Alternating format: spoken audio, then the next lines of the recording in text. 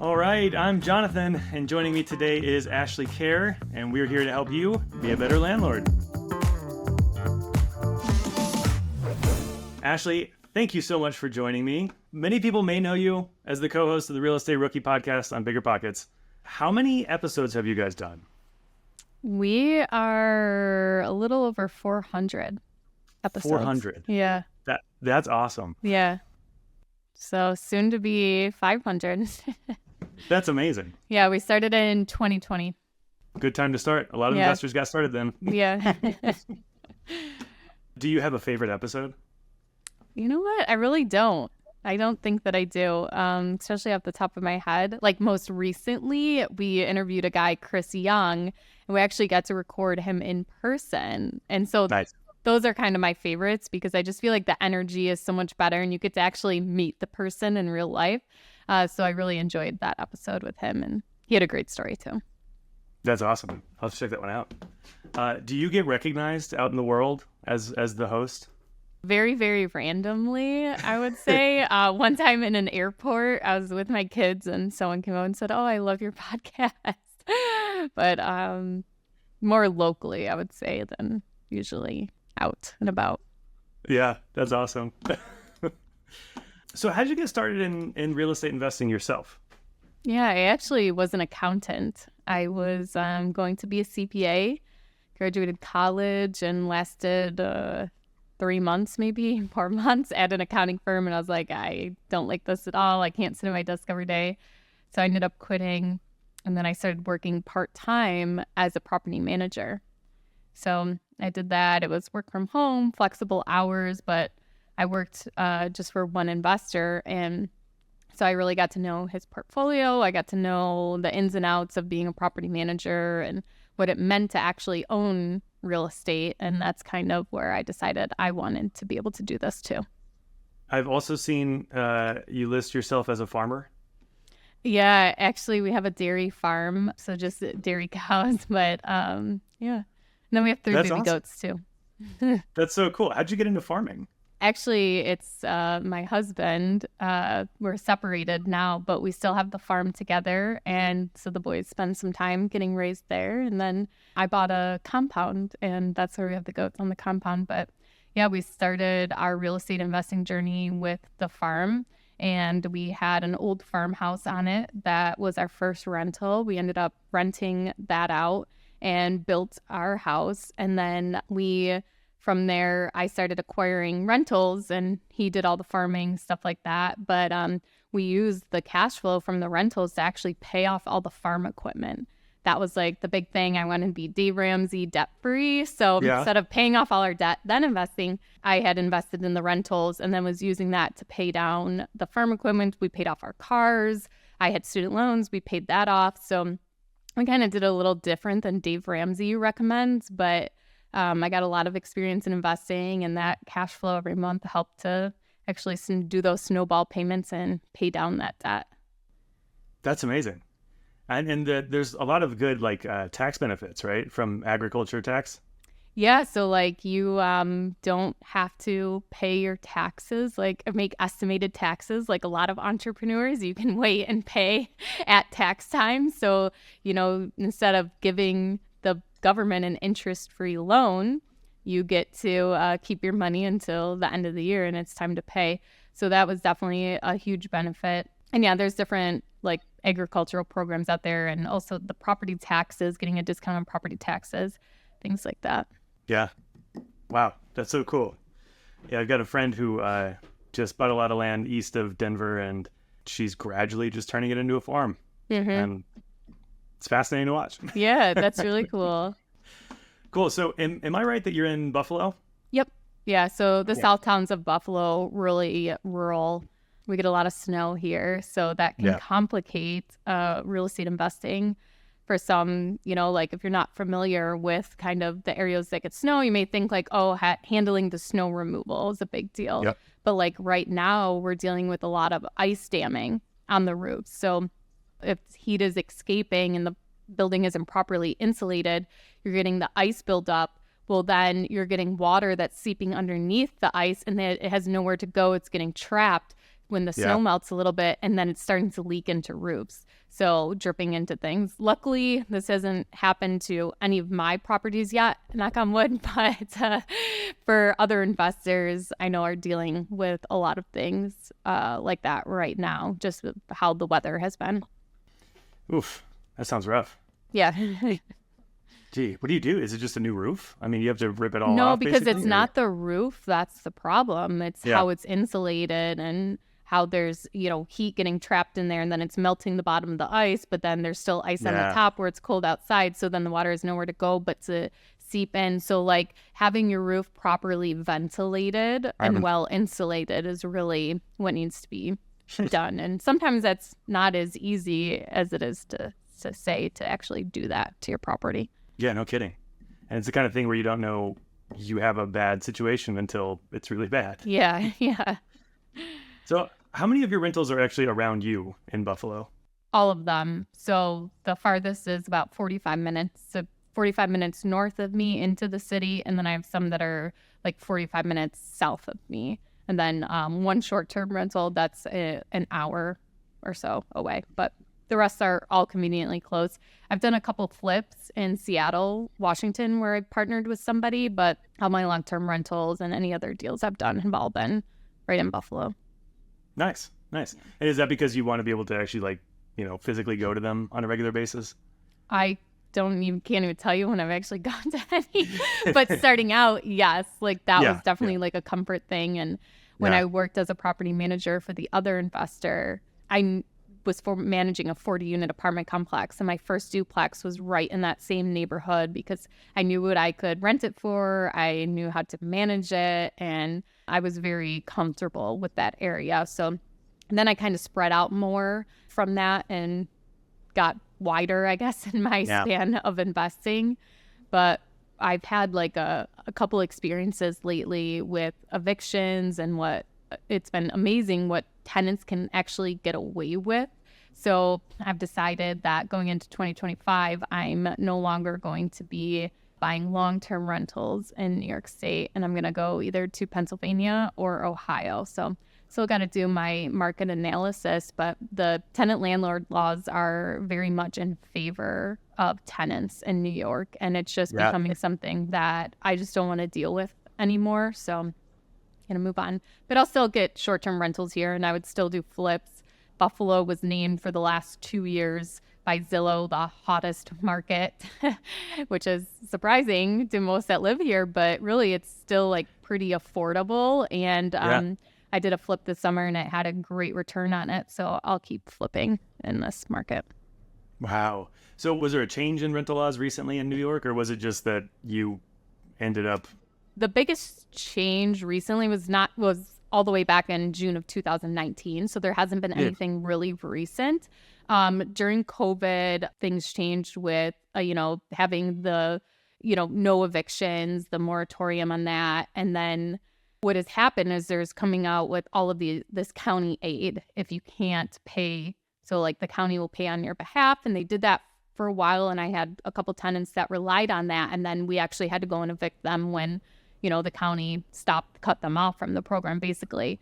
But I had this one resident who did a program where you have to pay it back. So they'll give the landlord the money, then you have to pay it back. So he actually did this, and then we went through an eviction again once that money ran out. And usually when you get this aid, it's only for back rent. So it's not for any rent going forward. So basically the person gets themselves caught up, and then they don't pay again for another 3 to 4 months. And no judge is going to evict someone for 1 month's rent. We've tried that, and they will not do that. I cannot send it to my attorney unless there's over like a $1,200 balance due, which in our small market is oftentimes 2 months already have gone by. Then to actually schedule the eviction, what we're seeing now is it's about a month out process, maybe even longer, to actually get a court date. Now we're seeing a judge having 2 appearances they'll have you there at court the first time and then requesting you to come back. I just got an email today for another eviction where we had our first appearance, and he said the second appearance will be, in a couple weeks or whatever. So just having to deal with things like that. And then I actually had a tenant that we did cash for keys. We were doing an eviction with them. They moved out. We got the keys, whatever. They ended up filing with the court saying that they wanted to stop the eviction. I don't know specifically what the name of the form is with that, whatever they filled out. But basically, if you're getting evicted and you're a tenant, you can fill out this form and the judge will put a stop order on the eviction and you go back to court to hear your case. So they go back to court. The judge makes them come back another time. So they go back again. And he's already moved out of the property. The judge grants him 1 month's rent that I have to pay him. He owes me $5,000 and saying that I have to pay him. And it was all because he said that we didn't write him a letter of recommendation, which why would we write him a letter of recommendation? We tried to evict him 3 times. Yes.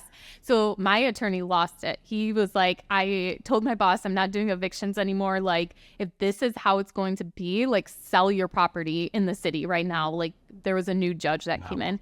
So it was just a awful experience. So, and also when we did the cash for keys, we gave the person $1,500. So there's security deposit, and then it was like $400 extra. So that already pained me. Now I have to give them another $1,100 for this. So I'm waiting for the judgment to come through on this. Now I get something from civil court in the mail saying that they want a judgment against me for their security deposit. Luckily, we have all the records that we, wrote them the check because they did ask for cash. And we're like, no, we know. We're giving you a check. So really hoping, going to court, like showing we paid that to them. But literally in the civil court documents, it says for security deposit and bathroom stuff. So we don't know what the bathroom stuff is. Like, did they leave bathroom stuff? Because the only thing he left behind in that apartment was a gallon of his own pee, his own urine, was sitting on the counter waiting for us. So after my experience with this resident, I'm like, okay, am I going to go to civil court and I'm going to end up, having to pay him another $1,500? Like, this case has been so wild. It's like, who knows what's going to happen? He tried to call Fair Housing on me, but they wouldn't even take his calls anymore because I would contact them and let them know the situation, and they were super nice to me about everything, and I thought handled every situation very, very well. So yeah, just a nightmare tenant. But I haven't gone to any of the court cases yet. My attorney has handled it all. So I'm like, I will pay you whatever. I don't want to go. Can you go for the civil one too? Because they don't really do like small claims court for little civil things. So I'm like, Craig, he responds and says like, yes, don't worry. Like, I'll go on your behalf, because I'm like, what's going to happen next if I go? And yeah, so, but my attorney's been losing sleep over it at night. I think more than I am, because I'm just like, whatever, like, let's just pay whatever to be done with it. But now it's to the point like, okay, I'm not paying him anymore. And yeah. Gosh, that's crazy. So yeah, that's what's going on in Buffalo, New York. Oh my gosh! You think his bathroom stuff? You think he meant the jug of urine? He wanted that back? No. That's a crazy story. And is this like the most nightmare tenant scenario that you've had? Yeah, this has been like the worst. And you know what? I guess like in one aspect, like the apartment really wasn't in that bad of condition. Like when we went in, like, we didn't have to do that much. I think we had to replace the carpets. There was only carpets in the bedrooms, and those were pretty stained and ruined, so we replaced those. But usually, like, the nightmare tenants destroy the place, or like super dirty and stuff like that. And then that did not happen. And my attorney had said, like, all the other times we tried to evict him and he got funding or grants for something from the county, he actually would, he was super cordial, really polite and everything. And then the last time my attorney talked to him, he said some really, really inappropriate, mean things and bad words to my attorney. So he completely like did a 180. Gosh, that is crazy. Yeah. I feel like a lot of new investors, that those kinds of scenarios are what they're terrified about. Yeah. Right. Like, because if that happened on your first rental, I mean, you would probably just pack it up and get out of investing. Yeah. And honestly, like so he finally left in November, I think it was. I have not listed it for rent yet. Like, I'm actually in this dilemma. Do I sell this property or do I actually go and rent it? And I'm also have this fear of like, okay, if I list it for rent, is there something else he's going to come up and say like, oh, well, I need to get it back into the property. It's available or something. Like, I don't know, but I'm literally waiting till hopefully this is all done. But we thought it was done last time until now it's small claims court. So I don't know what's going to happen, but I have not rented it out. And I have to say, like, if this was my first rental or, like even my fifth rental, like that would be very detrimental to not have that rental income. Luckily, I've owned this house since 2017. During that time, I've been able to increase the rents over time. So the one tenant that's in there now actually does pay the mortgage, the property taxes, the insurance, and the water bill. So I'm pretty much breaking even on it right now, just carrying that because my mortgage payment stayed the same since 2017. And I have good cash flow on the property if I actually get paid and have a tenant in there. Yeah. So that, like, I think if you're a new person getting started and like this is your fear and like hearing that story is like, yeah, that's why I'm never being a landlord.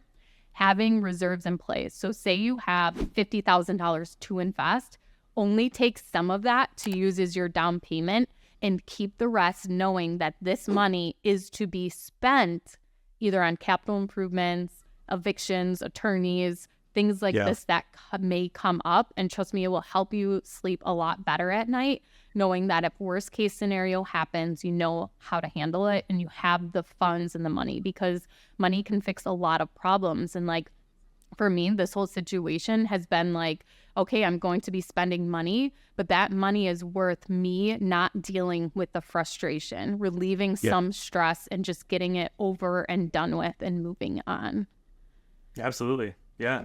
Yeah. And that's something that we talk all the time about with, when you have problem tenants, cash for keys doesn't feel good, but you can kind of just get it over with and move on. But your situation is a lot more complicated than that even. So I hope that gets resolved soon. And it's funny because the company he wanted the letter of recommendation for was actually a property management company I used to use that moved him in. And so they actually, were managing him as a tenant for a little while before I took back self-management, and they knew he didn't pay his rent on time. So it's like they already know that, they already have record of you as a tenant. So he threatened to call fair housing on them, threatened to sue them, all this stuff.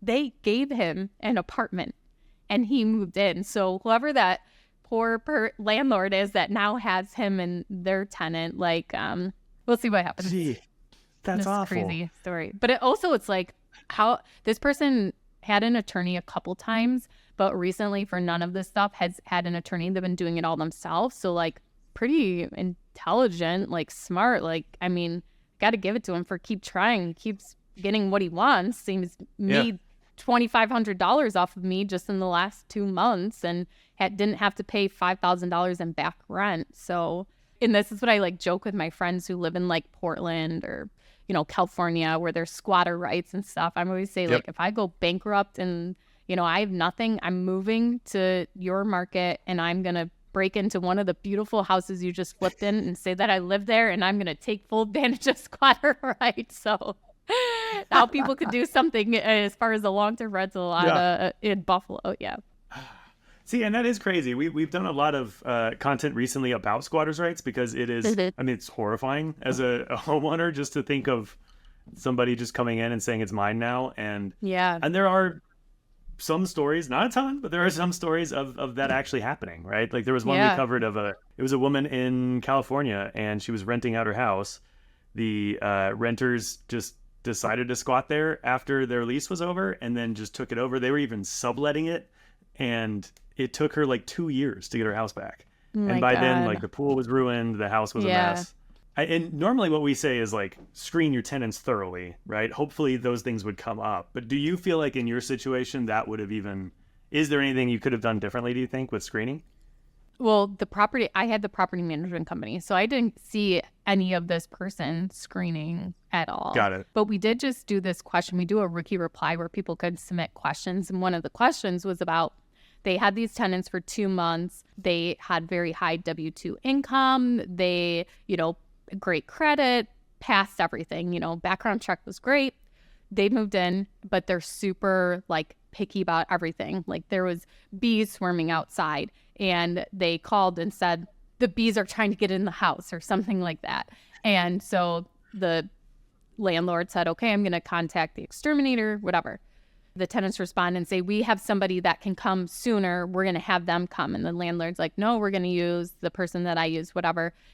They had their own guy come, and then they sent the landlord the bill for $500. And he's like, this is way more than what my guy would have charged for bees that are outside, So they were asking, what do you do in that situation? And I think a big thing that goes to show with that situation is they can be perfect on paper, but it still can cause different headaches. So in this case, they probably were taking great care of the apartment. They were probably paying or whatever, but they were giving you all this trouble, with the nitpicking different things, So yes. Screening doesn't guarantee anything. You really just have to hope for that. I think really a big part of it is being diligent as to taking action right away if there does seem to be a problem before it starts to get worse. And in this scenario with me, a lesson learned was after he got government assistance for the 3rd time, each time I had the option to accept it or deny it. And the 3rd time he got it, I should have denied it. And I was greedy. I was like, you know what, it would be so nice to have this $6,000 or whatever it was. Yeah, go ahead. Let's do it again. Let's give him another chance. He's taking care of the apartment. It's not trash, things like that. He's a single dad and whatever. And that I definitely regret as to I shouldn't have let this go on for so long. That's hard. Okay, so you are no longer wanting to invest in New York. You're looking at, you said Ohio and Pennsylvania? Yeah. How will you decide your buy box or which areas to look in when you look at those other states? So I'm actually going to start in Pittsburgh because it's been up on a lot of, top list for areas to invest. I actually drove through it fairly recently and I was driving and I was like, Mom, drop a pin here. Because I was looking and there was Top Golf and different things. And okay, I need to go back to that area and see what it is and things like that. So that's going to at least be my starting point is right there. But I like the laws in Pennsylvania and Ohio. I really actually I always call it the Rust Belt area where you got Buffalo, and stuff and going all the way to Cleveland and Detroit. But lately, I feel like it's actually the lake effect cash flow is what some people have coined it. And so it kind of intrigues me more. Plus, also the thing I like is there's not major natural disasters or extreme weather that happen in those places too, which, in the Midwest, you get tornadoes or, whatever. You get down south, you get the hurricanes, California, the wildfires, so that's what I kind of like about that area too.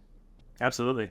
Yeah, I've seen lists of places that will, I guess, benefit from climate change, if we can call it a benefit. But yeah, that I've heard that the Great Lakes region, because they have really bad winters, but as things warm up, maybe that won't be true anymore. Yeah. Yeah, and I'm here in Denver, and so I can say that the housing prices in Pennsylvania and Ohio look really good. I completely understand that. So your strategy is look for the Top Golf and buy near that. I actually no, it wasn't until I just saw one and I was like, you know what, this might be a great area. Kind of like the Starbucks theory is to Starbucks spends millions of dollars on research of what's the up and coming areas that we're going to plop a Starbucks into. So I have no idea if that's true with Top Golf, but I'm thinking there must be something in that area that's drawing them. I get it. I mean, it's not a cheap place to go to, so that could maybe work out. All right, so you co-wrote a book on real estate partnerships, And, obviously, let's encourage everyone to go buy that book, read that book, check it out. But can you kind of tell us what is the best time to form a partnership? I formed my first partnership for my very first deal. But I think the thing you really need to think about as to when it's good timing are what we call the 4 puzzle pieces. So looking at these things, I think these are like the 4 core values of what you need to actually get a deal. And so that's kind of like, besides the deal analysis and, generating leads, things like that, but time. You need to have time to actually look for a deal, to manage your deal, whatever that may be. You need to have some time to put into being a real estate investor. Then the next thing is capital. You need some money. Even if you're getting a zero down deal, like, you need your reserves. The next thing is knowledge or experience. You need to have some idea of what you're doing.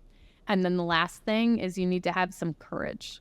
You can't have fear that, the worst thing ever is going to happen to you, because that's going to stop you from investing.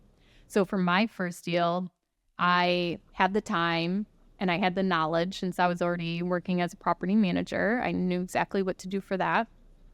But I didn't have the capital, and I had fear. I was afraid that the tenants were going to sue me. I was afraid that, the roof was going to blow off, all these things. So for me, getting a partner kind of gave me that sense of security of like, okay, I'm not doing this alone. I have my partner, who also had a lot of resources that if worst case scenario happened, we'd be able to tap into their connections, things like that. They also had money. We're going to use their capital to purchase our first deal in cash, and also to, have a nice hefty reserves in place. So I brought the knowledge and experience, and I also brought the time. I found the deal, analyzed the deal. I managed the small rehab we did. I got the tenants in place, and then I managed the property. So they were very, very passive. And so I think looking at those 4 core things as to, if you're not taking action on your first deal, or even not even for the next deal, are one of those things holding you back, and maybe a partner is the solution to kind of make that puzzle whole again with all of those pieces. Yeah, that makes a lot of sense. How do you know you've got the right partner? I guess if they're fulfilling those things that you yourself don't have, is that the thinking? Yeah. I think you should never bank on the fact that you're found the perfect partner. You should always put safety measures and exit scenarios in play. So my 3 main partners that I've partnered a lot of deals on, I knew them each for over a year. One, I knew the first partner ever, we lived next door to each other, and I knew him since I was 2. So it was very much of this person before actually starting a deal, and then do it one deal at a time. So we never did every house we buy for the rest of our lives is going to be a partnership, so set it as a deal. Also then really set out roles and responsibilities, like who is in charge of what. So it's not even who is doing what, but you're going to have the taxes filed. Who is the person that's in charge of getting the information from the bookkeeper, giving it to the accountant, answering questions for the accountant. And that may not seem like a big deal, but it can get frustrating when you see your partner out in Waikiki and you're on your computer answering these questions for the accountant at tax time, trying to scramble to get it all done. So I think really laying out those roles and responsibilities in advance. And then also another key part to having the right partner is agreeing on an exit strategy, both knowing that maybe this could not work out, and that's okay. And it could be for different reasons. Maybe one, investor has a baby and decides, you know what, me and my wife and my baby are going to travel the world. We don't want to be an active investor anymore. I want to sell my stuff. And that's where you have the option to buy them out or, sell the whole portfolio. And so kind of laying out those options. So Tony Robinson, who does the Real Estate Rookie podcast with me, he does a really cool thing with his joint ventures. So he usually partners one by one with somebody on a deal, and there's usually not more than one deal that they do together. And so he does a joint venture, and what they have is a 5-year exit plan. So in their joint venture agreement, in 5 years after they purchase the property, if one person wants to sell, they sell the property. If they both want to continue, okay, then they decide on, to go another 3 years, 2 years, 5 years, whatever, and they keep going. But if one wants to sell, they sell the property. And of course, the other partner has the option to purchase the property too at that point. So I really like having that in play, but also like putting into your operating agreement, like what are scenarios where the person is forced to sell? So for example, they're stealing from the company. You find out they're pulling money out of your bank account without your knowledge, or illegal activity, or like they get convicted of murder or something like that. You can have like clauses like that saying that they're forced to sell at that point. And obviously, no matter how many things you put into your operating agreement as to what those exit strategies are and stuff, it doesn't mean that it's going to work out that way. Like if they say, no, I'm not selling, like you have to obviously take them to court, do a court battle, things like that. So once again, it's always like staying on top of things until when it gets to that point. Like if you start feeling that things are not working out, communicate with your partner and try to resolve it before it gets too far. Yeah, those are great tips. Yeah, I mean, assuming the worst case scenario and being prepared for it does feel like it could save you some heartache down the road. Yeah. All right, my final question. It's still early in 2025. How do you recommend for new investors to get started this year? My number one, if you're starting out and you have the ability to do this, is house hacking for sure. You get the best interest rate, you get the best loans, tax benefits on your property taxes. So house hacking, I think, is a great way, along with co-living where you're renting out room by room. So it's not even needing a duplex or something like that. But that I still think is the number one way to actually get started. You live there for a year, you move out, put someone into that, charge rent, your property's cash flowing, and you go and buy another property to live in and you do the same thing. And after 3 years, you have 3 cash flowing rentals. So I really like that method, but also, there's all this hype about like becoming a full-time investor, quitting your job, things like that. Well, we're not finding the cash flow that maybe we did in 2021 and even the end of 2020 where like that was way more possible. But now it's a lot harder to actually find that really, really good cash flow. It's definitely out there, but it's harder to obtain.